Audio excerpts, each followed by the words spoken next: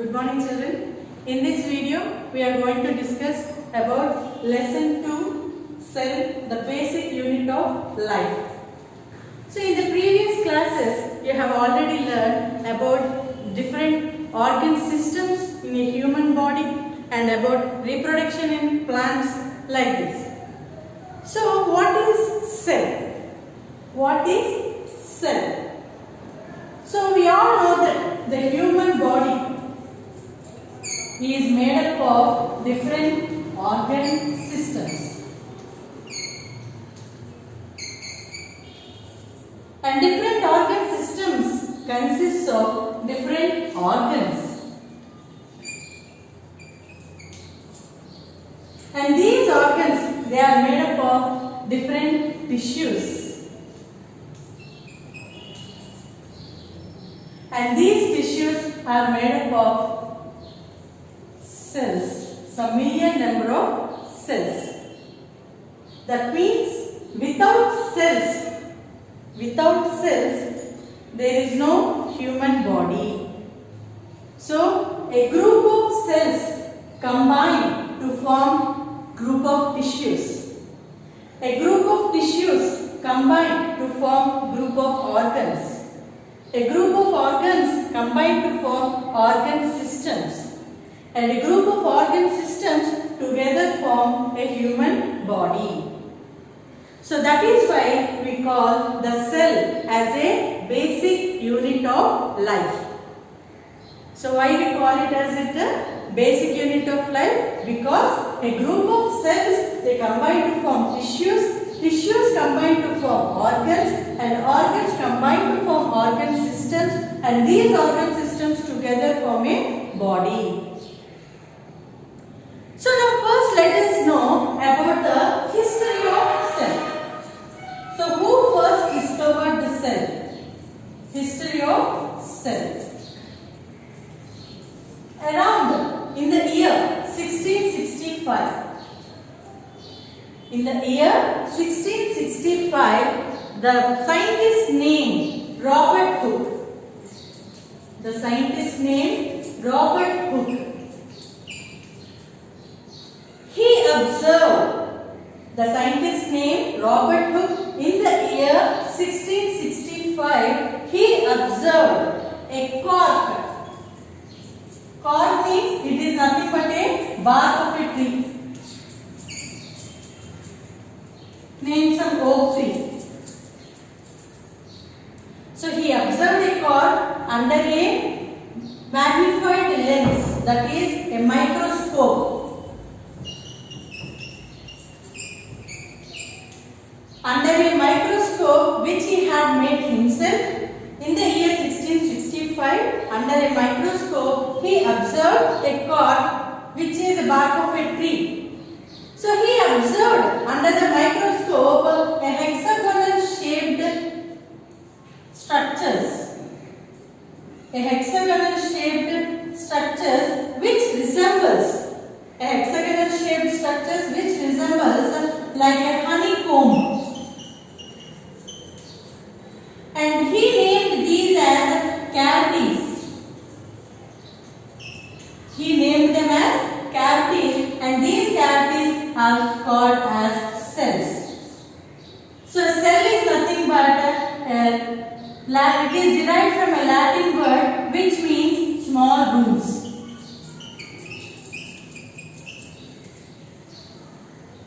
So in the year 1665, the scientist named Robert Hooke, he observed a cork under a microscope which he had made by himself, and he observed a honeycomb structures, a hexagonal structures have been seen with an empty spaces as these are dead cells.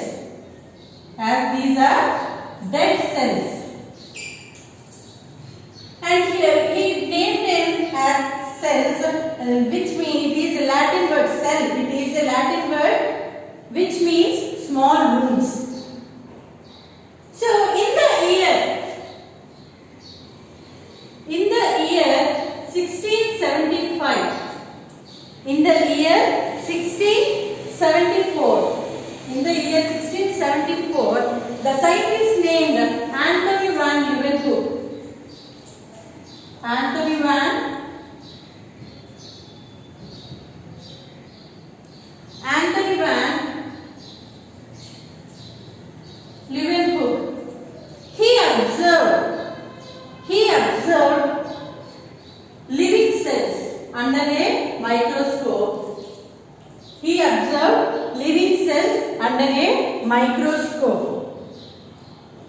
in the year 1674. So, and this Robert Hooke, he was called as the father of cytology.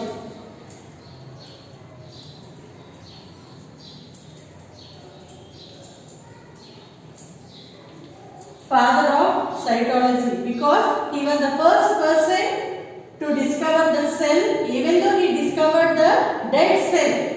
But even though he discovered the dead cell, the Robert Hooke, he was called as the father of cytology. So cytology means it is a branch of science. It is a branch of science which deals with the study of cells. So cytology, it is a branch of science which deals with the study of the cells.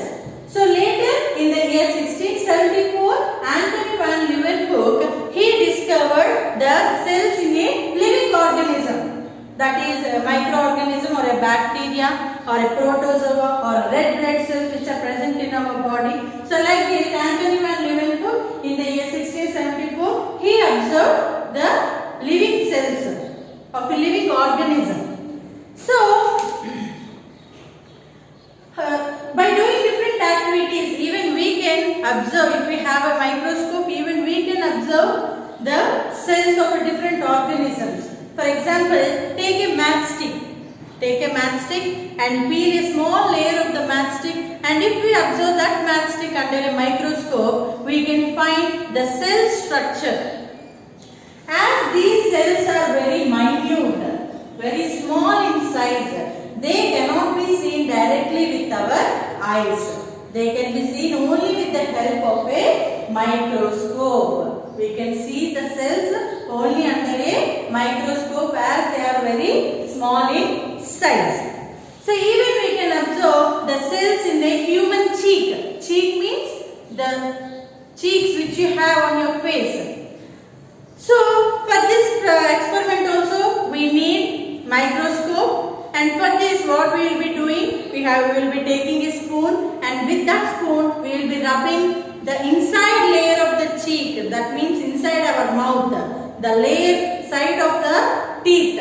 We will be rubbing with the spoon, and if we keep that layer by adding a water or by using any staining method, if we observe it under a microscope, we can find the structure of the cell.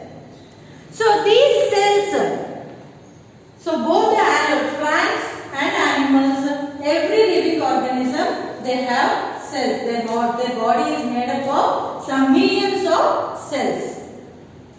So these plants and animals, if we take a plant cell and an animal cell, we can easily know the parts of different cells. For example,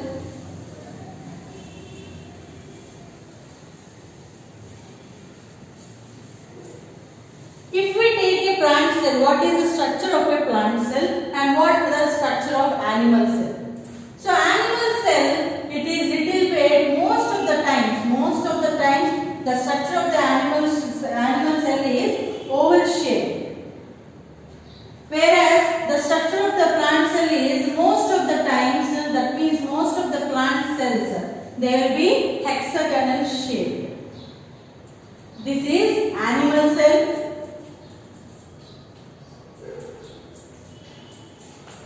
and this is plant cell.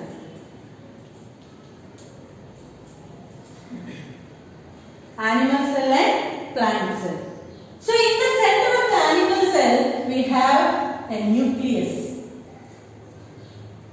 and inside the nucleus we have a chromatin material.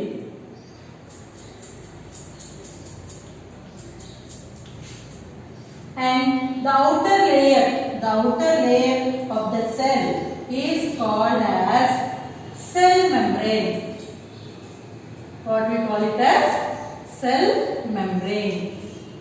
And even it is called as a plasma membrane also.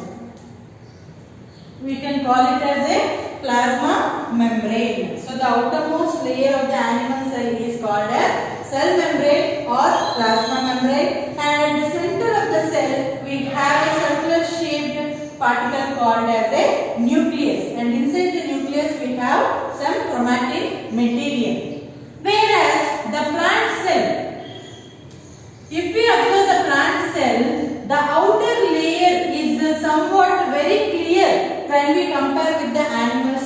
Why? Because the plant cell has another layer surrounding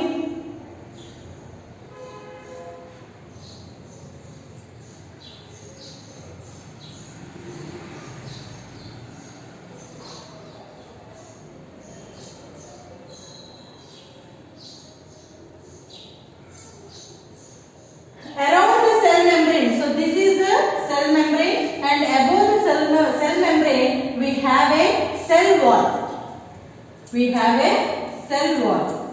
So then what is the difference between the animal cell and plant cell is the plant cell only contains cell wall, whereas the animal cell does not contain cell wall. So this cell wall is very rigid. That means it gives a stiffness to the cell. That means this cell wall helps the inability to change its shape. So the plant cell only contains the cell wall, whereas the animal cell does not contain any cell wall. So in the same way like the animal cell, even the plant cell also has a nucleus along with the plastids. So this is called as plastids, and this is called as nucleus.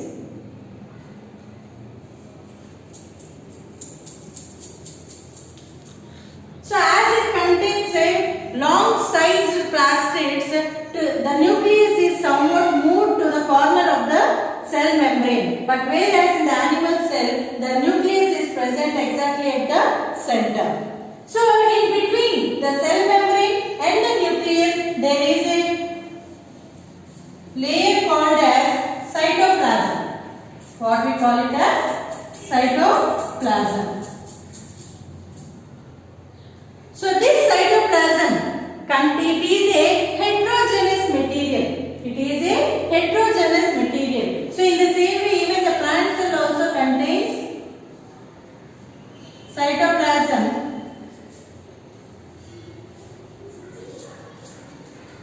Even it also plant cell also contains the cytoplasm, which is a heterogeneous material. So in this cytoplasm we have different cell organelles.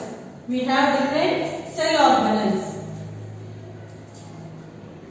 Cell organelles like vacuoles, chromosomes,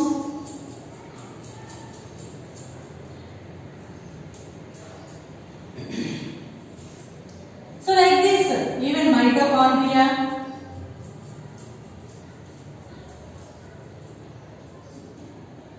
Golgi complex,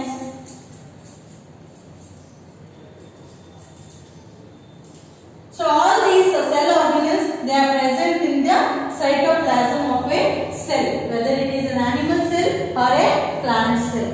So this Golgi complex, it is present here.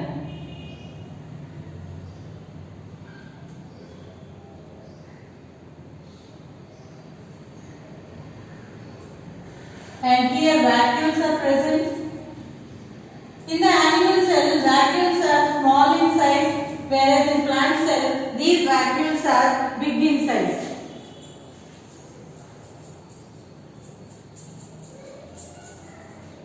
So that is because of this size of this vacuole, the nucleus is somewhat moved to the side of the cell. So the difference between the plant cell and animal cell is the plant cell consists of cell wall, which is very rigid, and whereas the animal cell does not contain any cell wall, it only has a cell membrane. So below the cell wall we have a cell membrane to the plant cell, and at the center we have the nucleus. So the remaining cell organelles, whatever the cell organelles are present here, vacuoles, chromosomes, mitochondria, Golgi complex and plastids, these all the functions and these structures you will be going to learn in your higher classes, that is in your 9th class. So the invention, the discovery of this nucleus, almost the cell was discovered in the year 1665. The first, whether it is a dead cell or a living cell, it was discovered in the year 1665. But the discovery of the nucleus, it was happened around the 18th century in the year 1871. That means almost 150 or 175 years ago. The nucleus was discovered by the scientist named Robert Brown. He is the scientist who discovered the nucleus and it is the integral part of the cell. So Robert Brown in the year 1875, that means almost 150 or 175 years have been completed after the discovery of the cell. So around in the 18th century, in 1871, the scientist named Robert Brown, he discovered the nucleus, which is the integral part of the cell. So we see different organisms in and around our earth. Some organisms will be bigger and some organisms will be small in size. For example, if we compare man and if we compare elephant, the size of man is comparatively very much different when compared to the elephant. So that means the size of the cells, that means this elephant is not having, the size of the cells is not huge, or the size of the cells in man is not completely. So when we compare the cells of a man and when we compare the cells of an elephant, even if the size of man and elephant is completely different. So elephant is bigger than the man, but the size of the cells will not be different. So the size of the cells may be small in some organisms, the size of the cells may be big in some organisms, but the size of an organism does not depend upon the size of the cells. It depends upon the number of cells. It depends upon the number of cells. So the number of cells in man is completely less when compared to the number of cells in the elephant. Even cells, there is a diversity in the cells. That means the cells may be of different shapes, different sizes. Diversity in cells. That means some of the cells they may be in circular rounding shape and some of the cells may be in spindle shape and some of the shapes may be star shaped cells. And that means there is a variation in the size of the cells. So the cells which are present in our RBC, that means red blood cells or monocytes, and the neuron which is present in our nerve cell, even we call it as a nerve cell. They all will be in different sizes. So the size of the organism, it does not depend upon the size of the. So the size of the organism does not depend upon the size of the cell. It depends upon the number of cells it contains. So the smallest cell, it is present in the bacteria, which is almost 0.1 to 0.5 micrometers. And the human liver has almost 20 to 30 micrometers. Human liver, it contains of, the size of the cell contains of almost 20 to 30 micrometers. And the largest cell, it is present in the egg of the ostrich. It is present in the egg of ostrich, which is almost 17 into 18 centimeters. Which is almost 17 into 18 centimeters. So the size of the organism, it depends upon the number of cells and it does not depend upon the size of the cells. So apart from this, even we can discuss about unicellular and multicellular organisms. So the organisms like amoeba, paramecium and many of the bacteria, they are unicellular organisms. They are unicellular organisms. So uni means single-celled organisms. So here this single cell is capable of carrying all the functions, whether it is respiration or digestion or reproduction, all the functions are carried by only single cell. For example, amoeba.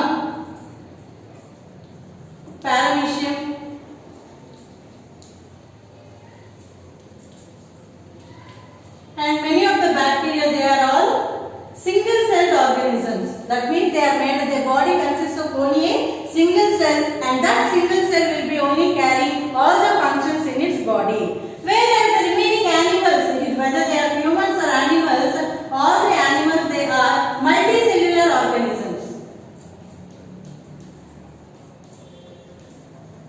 Multicellular, that means they are made up of more than one cell. So a human body, it contains some millions of cells in their bodies. So they are called as multicellular organism. So for each function, so different same